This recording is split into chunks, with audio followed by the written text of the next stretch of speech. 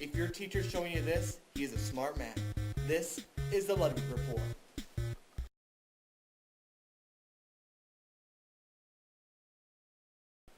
Nation, I don't know if it's global warming, but I sure have gotten hotter over these last few years.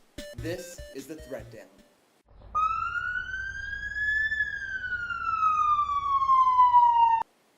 Threat number 5, Yellowstone. The Yellowstone caldera measures 41 billion square feet. Now, this is protected land, nation, that is going to hurt us. It explodes every 600,000 years. And it just recently had a birthday, 640,000 years. That is 40,000 years overdue. We can expect this explosion at any point in time. Now, scientists have measured how much the Yellowstone caldera has grown, and that is 2 feet. 2 entire feet. Now, if it explodes, the entire western United States would die. And besides that, it would decrease global temperatures. And nation, you know just as well as I know that I've been fighting to keep global warming in progress. If we do not fight this evil, what will happen to our planet? I propose a preemptive strike. We need to hit Yellowstone right where it hurts, Old Faithful. We need to inject Old Faithful with Freon and completely freeze that sucker. Or, if that doesn't work, we could always go with sacrifice. I would suggest using Al Gore first. Go. Threat number 4, feminism. 1 second. Let me wash that word out of my mouth.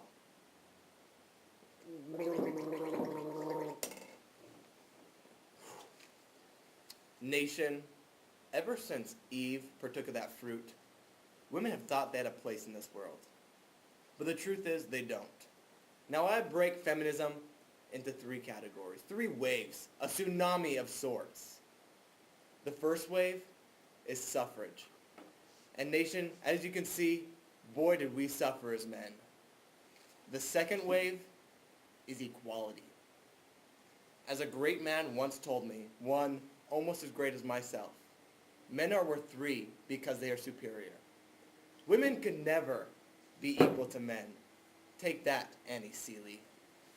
The third movement is one that I call the Hillary wave.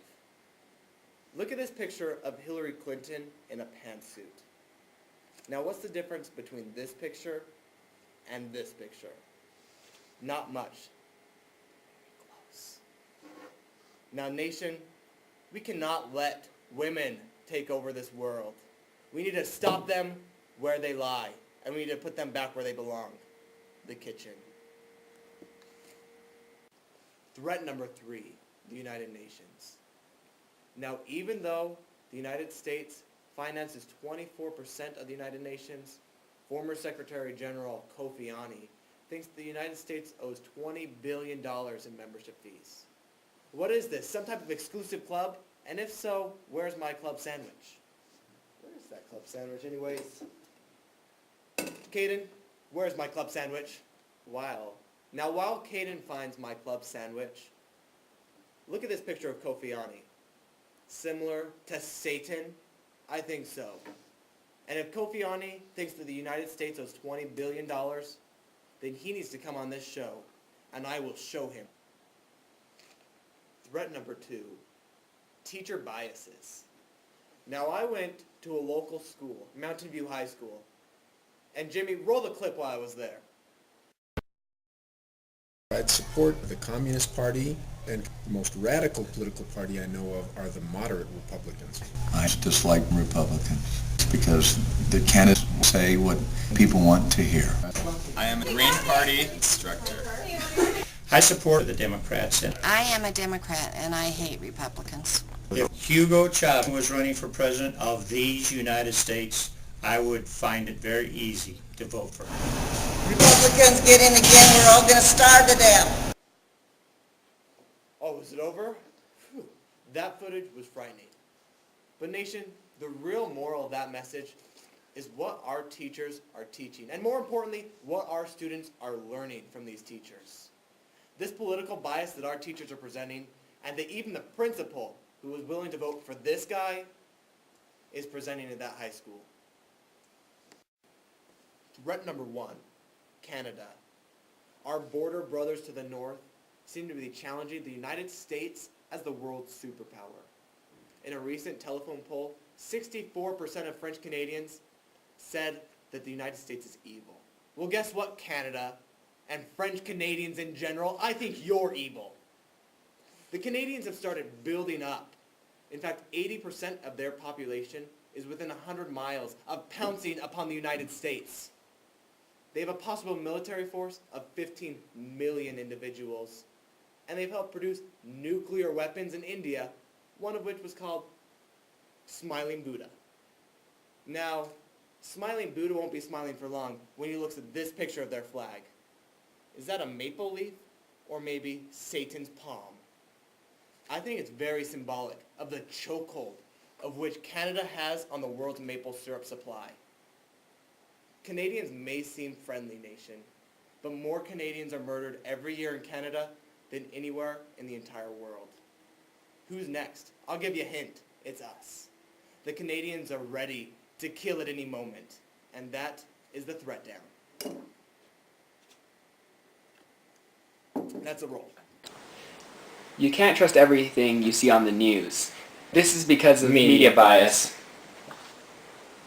I said it. I win. No, I win. It's all, okay. You can spin any fact you want any way you want it. For example, we spun the Canada fact about 15 million Canadians being ready for military service. However, that was just how many military-aged Canadians there are. In fact, several million of them are not even fit for military work, and the other half are female. And this may even include men being counted as 3. Another way we spun the facts is the eruption rate of the Yellowstone caldera. You see, it's only erupted twice, so it hasn't set up really a pattern of how often it explodes, just that it's exploded in 600,000 years 2 times. This doesn't necessarily mean that everything's spun. In fact, our feminism was fairly accurate. But teacher political bias, we're not even going to touch that one. So, when you watch the news, make sure you research out the stories. Make sure you find credible sources that you can trust. Also make sure to research both sides of the story so you don't get a one-sided story. Research Wikipedia. It can help. Thank you for joining us on the Ludwig Report.